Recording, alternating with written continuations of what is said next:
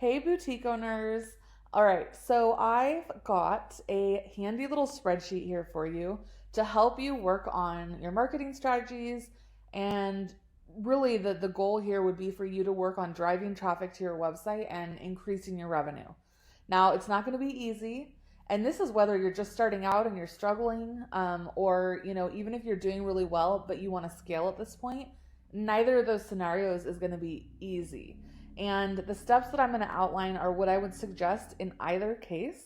But of course, tweak this to fit your needs and take what works and leave the rest. But I do urge you not to skip anything just because it feels like it's going to be uncomfortable. Those are probably the exact things that you need to do. And the whole premise of this spreadsheet is to help you get away from what I'm calling FOMOMO. I might need to trademark that. So it is basically fear of missing out on marketing options. Because AKA shiny object syndrome, right? Because I see it all the time that, you will see in a Facebook group somebody talking about the latest marketing strategy that they've tried that has worked for them. And then all of a sudden you want to just drop everything you've been doing and you think that that's the answer. It's also the whole idea of the magic pill or the magic bullet. I once had a workshop called the Magic Workshop. And my goal with that workshop, actually, which I'm even redoing the workshop next month because it's a hard concept for some people to get, but my idea behind even calling it the Magic Workshop was that there is no such thing. There is no such thing as magic in business, which I do believe in magic and miracles, but it's a lot of hard work no matter what, and strategy, right? So the issue is there are a ton of marketing ideas out there, but you can either do them justice or you can half-ass them, right? And the results when you half-ass them, well, I'll let you guess. But anyway, the point is you can't do justice to all the things at once. So let's prioritize, strategize, and then actually implement, right? Okay, so step one is going to be your brain dump. Literally just type out every single idea that you have that you've ever thought of or heard of. And I would suggest that you keep this bookmarked and that you add to it regularly too, so that this can kind of be a way for you to get away from that FOMOMO. So when you see a really good idea, you're like, okay, let me put it in and I'll see where it fits on my roadmap for, the next year in terms of like when I can really sit down and strategize around this thing. Because otherwise you're kind of just spinning your wheels. If you're like, oh, everybody's doing TikTok. And now listen, TikTok is new. And if you get on the ground floor, it's definitely not a bad idea. It's just that if you join and just kind of do it willy-nilly, you're not going to get as much as if you really sat down and said, I'm going to make this a priority and I'm going to literally strategize around how to make this work for my business in the way that I want it to, right? There's a difference. And now what you can do is you can have, 1, 2, or 3 primary marketing strategies that you're really going all in on. And then you can have a handful of other things that you're kind of doing. You're not really like strategizing, but you're getting your feet wet and that's okay. But the issue is if you're just if you're not going all in on any of your strategies, you're just kind of throwing jello at the wall and seeing what sticks and just there's no rhyme or reason. Okay, let's start with the brain dump. So first, write everything out. I've started you off with some ideas, but there are more. So write down anything that I'm missing here, right? And if you need to create other categories, that's totally fine. Like whatever you want to do. So, all right. Once you have your list completely done, we're going to move on to prioritizing it. So you're going to organize all those ideas, well, not all of them, but several, into the following priority levels. So top 3 to focus on. And this might be really hard. And again, it doesn't mean like, say that TikTok doesn't make this list, but you still want to be on there and posting. That's totally fine. You just want to consider how much time and energy you're putting into that and make sure that it's fruitful for you, right? So in other words, if you pick a different 3 that you really want to be your main focus, then this needs to take up the majority of your time. And then if you have, 10% of your time left for other things that you're just kind of like throwing into the wind, then that's fine. But these 3 need to be your main focus for this quarter, the rest of this quarter, whatever quarter you're in. And then go ahead and say, okay, so say that I have these under control, which to get 3 amazing marketing strategies really under control in one quarter is actually, could be a lot to ask for, especially if you're really going all in. So this, assuming that you could attack another 3 the next quarter is iffy, but let's just plan it out that way so that you at least have some level of priority in place so that you don't just feel aimless when you're like, okay, I'm ready to try something new, So then write out the next 5 that you're itching to try, but not enough to say like, yes, this quarter. Okay. And then if you can select 5 more that would be like, yeah, these would be really great. Like I really do want to do it, but I mean, it's not the top of my priorities, right? Okay. So once you have this down, then these ones are going to be the ones that you are going to dive into right now. And I say this like it's all easy. This could take you as long as it needs. Obviously, the sooner that you're able to dive in and strategize and implement, the sooner that you're going to see progress in your business. But don't feel like you need to do this all in one go either. It's really, well, it depends on where you're at. I mean, if you're at like this sink or swim place, you probably just got to get in there and do it, right? Anyway, strategizing is next, right? Okay. So now for each of those 3 that you said are going to be your main focus right now, you want to answer the following questions. And so these are all listed out here. Oh, okay. So insert your marketing strategy title there. And then, okay, your main primary goal and objective. And then if there are any secondary goals along with it. So for example, your main goal as a boutique owner should always be to drive sales, right? Although you might have a different, because it really depends on like what, because here's another thing that I want to just mention before we dig too much into this one. Under brain dumping, there really should be another, let me think of how to explain this. So I was talking to someone within the last couple of days, and we were talking about the idea of, for returns, offering, well, basically like with your orders, sending in or sending your customer a extra pulley mailer and return label, and then possibly like instructions for them for if they do end up wanting to return. It's a bold move, right? And so my thought was, if you're going to offer something like that, then you really need to use it as a marketing strategy and like strategize around it. So like, how can you maximize it? So I was like, if you're going to do something like that, first of all, it has to be really, really well accentuated on your website, and on your policies page in particular. You could even have a video on your policies page, like going over, like it could show you opening a package and saying, this is what you're going to get, and this is how easy it's going to be to return something, and this is why we value that for you. And then that could even be used as like a Facebook ad, or I mean, just sharing on social media in general. So sometimes you can even think of ideas like that as strategies, because if, again, like, it's going to cost you, some money and time, And it's possible you might get more returns than usual because you've made it so easy.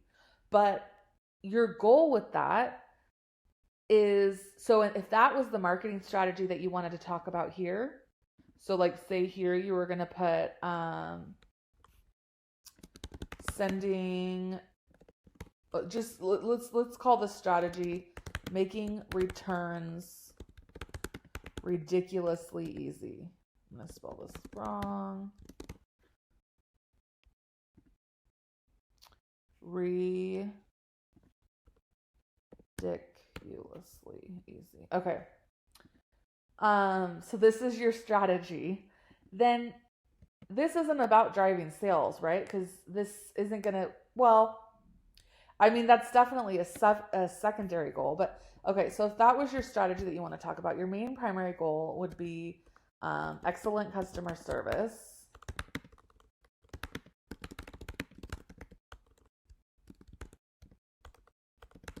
Actually, that would be, I would call that primary, secondary.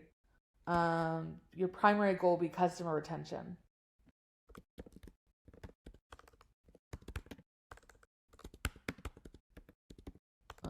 My keyword, I have a Mac and like I need this virus to go away so I can go to a Mac store, Apple store, and see what's wrong because my keyboard is all messed up. All right, so if your main goal with it is customer retention, your secondary goals are excellent customer service, which go along with that, but increased cart values. Maybe people are going to be more comfortable to put more in their cart and purchase if they know it's going to be easy to return if they, And again, you got to take the good with the bad, and it's also a strategy. Like if it in the long run it doesn't work, then it doesn't work, You can always change your mind on something like this, but I think that it's also something, it's a long game sort of a thing, right? Because it's really about that retention rather than, anyway. All right.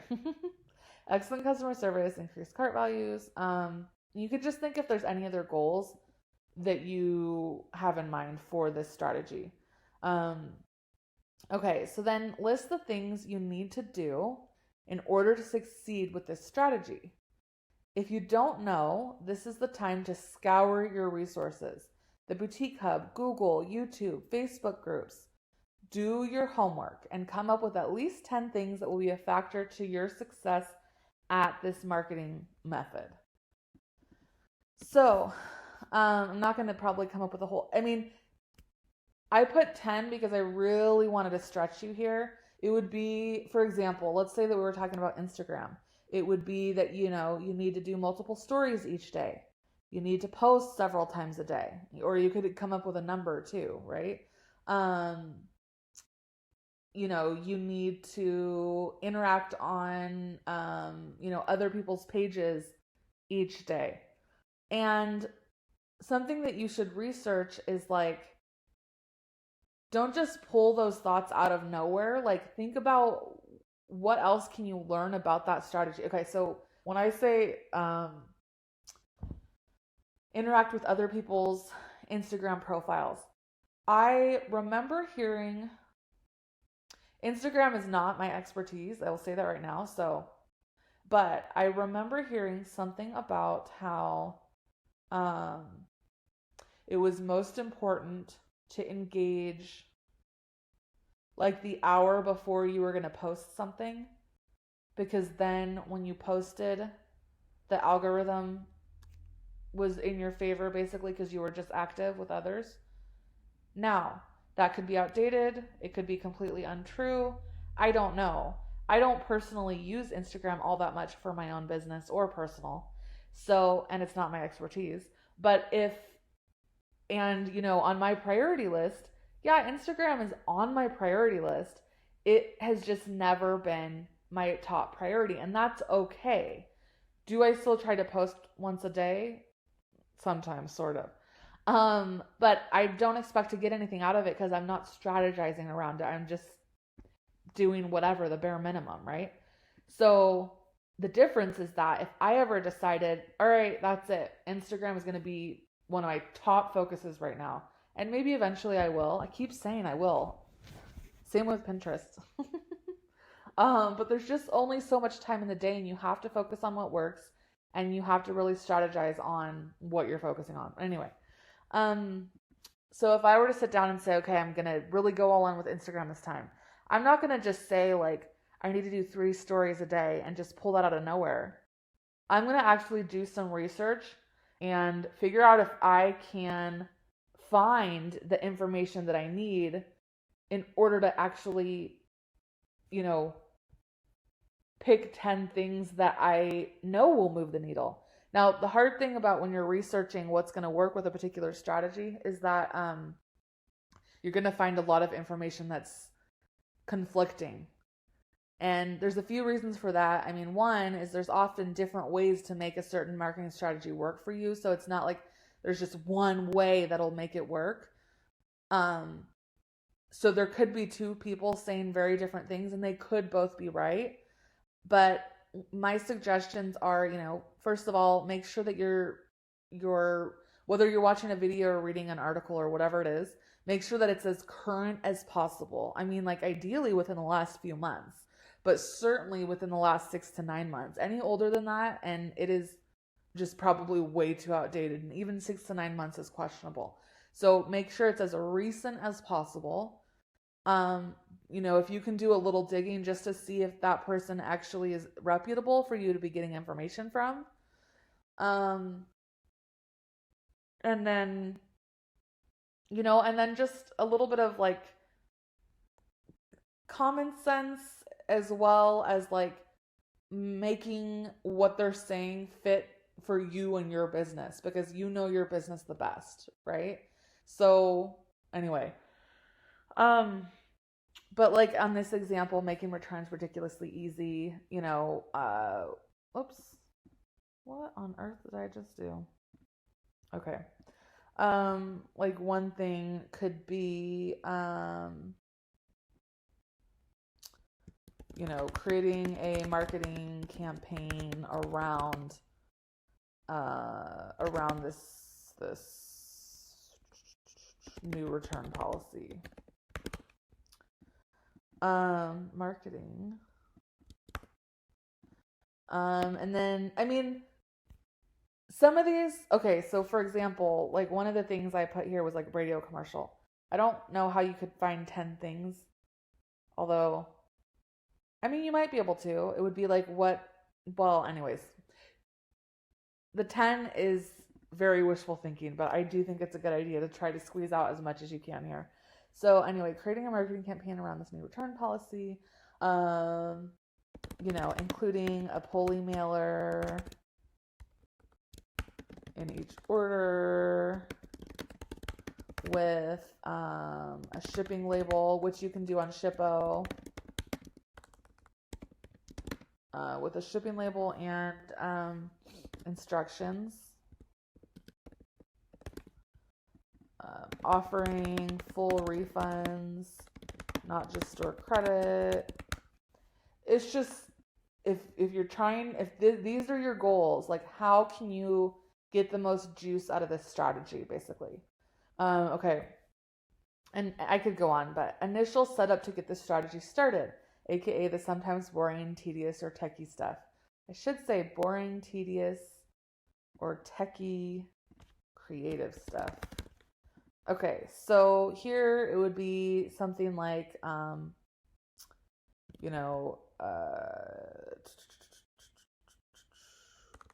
sign up with Shippo. Order extra pull emailers. Design, a half sheet that goes over the return instructions to include with each order and print out 100 copies or whatever you want to do. That kind of thing. So figure out your initial setup steps, and then how you will measure your results for this marketing strategy so you can continue to improve your strategy's performance. And just make sure that it works for you, So this is where you would want to measure certain things. So if our goals were customer retention, and increased cart values, then and excellent customer service. So these are three things that you actually could measure. And that is what makes a good goal too, by the way. So how you will measure your results. So some things that you can do is before you implement this ridiculously easy return policy, one, measure where you're at on all of these things now to the best of your ability. So customer retention, you can look in your Shopify reports and see like your returning customers and that kind of thing. So take note of where you are now and make some goals for where you'd like to be. And then plan how often you're going to like check. So a strategy like this, I mean, I'm sure it would take at least a month to even see some improvement. So I would, and this is one where, I mean, they say to give a marketing strategy like 90 days. 90 days of going all in, like I'm explaining here, before you like decide it's not going to work for you.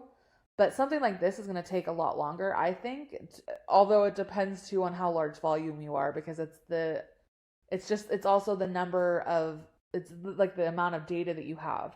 Like if you have hundreds of orders each month or even more, it's going to be quicker for you to see whether this actually affects the things you want it to, your customer retention and increased cart values. And then of course the tricky thing is like you could have been doing other things that also are having an impact on these, but so you can only measure what you can measure, but anyway, so measure mark where your current retention is and your current average cart value, and then make goals and then check on those. I would say monthly, but it depends on like what your strategy is. If it's posting on, if it's Facebook ads where you're actually putting money into it, that you need to check every single day for whatever those goals are, right? To optimize. And then excellent customer service. I mean, this one is a little trickier, but what you could do is send out a current survey, and it doesn't even have to be like an entire survey. Like if this is really all you're trying to see, what you could do is it could be like 2 or 3 questions. Just write, like if you can find a survey app, I can't think of one off the top of my head, although I'm sure there is one if you Google it. If you can find one where you can just put the questions like right in the email, so they don't even have to click out of it and they can just answer, and just make them like on a scale of 1 to 10 or something, and it would be like on a scale of 1 to 10.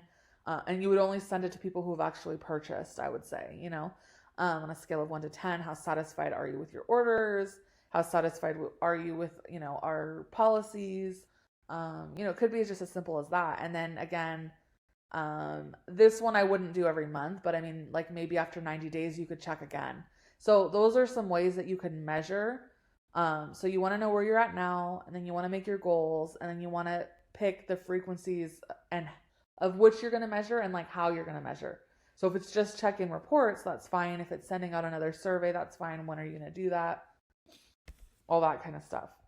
So, okay, so then you're going to do all that work for each of those 3 strategies, right? And then you're going to get to the implementing stage. So, this is the time to outline your actual action plan and then just roll up those sleeves and get to work. I mean, really, if you never do this part here, you are not going to see any results. There's just no way. So here we go. So we had already kind of outlined the initial setup steps, but here's where you want to break it down like into even like bite-sized pieces.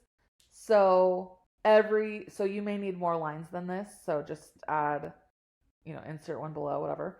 But just literally on a micro scale, like write down every single thing that you need to do, and if some of them are in a certain order, make sure that you do that. So like you have to first design the return slip instructions, then you have to actually have them printed, and then you could even have, if you wanted, you could have where you bundle, like you or an employee could sit and bundle like paperclip, a folded in half pulley mailer, and the instructions. You can't do the shipping return label because until well, no. On Shippo it needs to be coming from the right address. So that's something you'd have to do on each order. So, but and another setup step would be like, especially if you have a team that's packing your orders in this case, you would you'd have to create the process around it so that they're really clear on like what they need to do exactly. Okay, and then go ahead on daily actions, weekly actions, and monthly actions.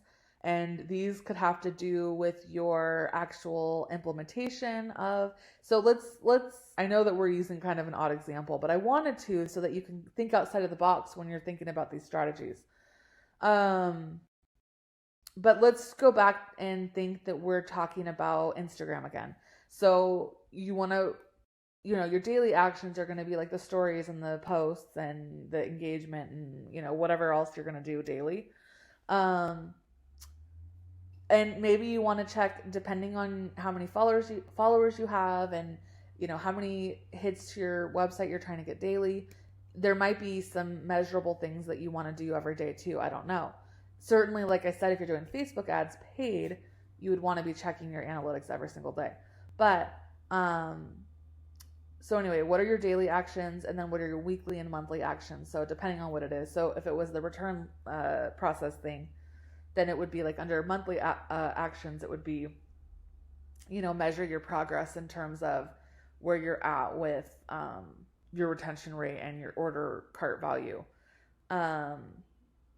And the thing is too, so basically here you're just going to outline like your actual plan, and then you're going to get going with it. Now the other thing, like I could technically add a fifth step, maybe I will, and I'll do another video about it, but I guess the next step would be, the optimization, which is just when you're measuring your results, figuring out what you can do, like making, like you have your strategy in place, you have it all good to go. And once, you've been doing it for a month and, well, depending on what it is, I mean, again, if it's Facebook ads, you're going to be wanting to make changes much sooner because you're talking about like money going out here. But if it's like this return policy thing, or just like organic Instagram or something, you would want to maybe check monthly and say like, okay, this is what we've been doing. Let's change this one thing and see, in a week, if that has any sort of an effect on anything. So like you could be doing 3 stories a day and they're all videos, and you keep, and along with whatever the rest of your plan was. So then when you get to optimization, you would say, okay, well, I'm going to switch to, I don't know, 4 stories a day, and see in a week, like if that has had a positive impact. And then as far as what you're measuring on Instagram, it would probably be followers. Again, follower accounts, well, not again, I didn't say it in this video, but I've said it many times before. Follower accounts, like screw follower accounts. But they are still worth at least tracking because, when you're looking at everything. But it would be, follower count, and then, how many engagement levels, and then how many traffic hits you're actually getting from that, and then how many of those are converting. So what are your actual sales from that? Those are all different things to measure. And so then if you're measuring those monthly, well, more than monthly, but I mean, you're looking at it from a bigger picture monthly to see like, okay, well, let me try one more story every day. And then after a week, measure again and see if it's improved or declined. Now, I don't see why it would decline, but there could be, it could be something like you were doing 3 video stories a day and you're like, let me just change to 1 video and 2, non-video, just regular, photos, and see what happens. That could cause you to go down possibly, or it could improve, or it could just stay near the same. But it's like little things like that you can start to do to see what really works for you. And another reason why You can hear people saying different things about the same, like Pinterest. You could hear 3 different experts saying 3 different things about what works, but they each could have totally different businesses, or even if they're in the same business, they could have, um, they could have, it's getting too late in the night. I'm like, oh, okay. So they could have the same business, but totally different ideal customers, um, which can cause a difference. Like if you're not in the same exact market as they are. So anyway, I hope I've given you a lot to think about. I realize none of this is easy, but I hope that I laid it out in a way that is actionable for you. Please let me know what questions you have and how else I can guide you here. But really, it's just a lot of diving in and getting to work and researching, and yes, it's fun. All right, happy selling, you guys.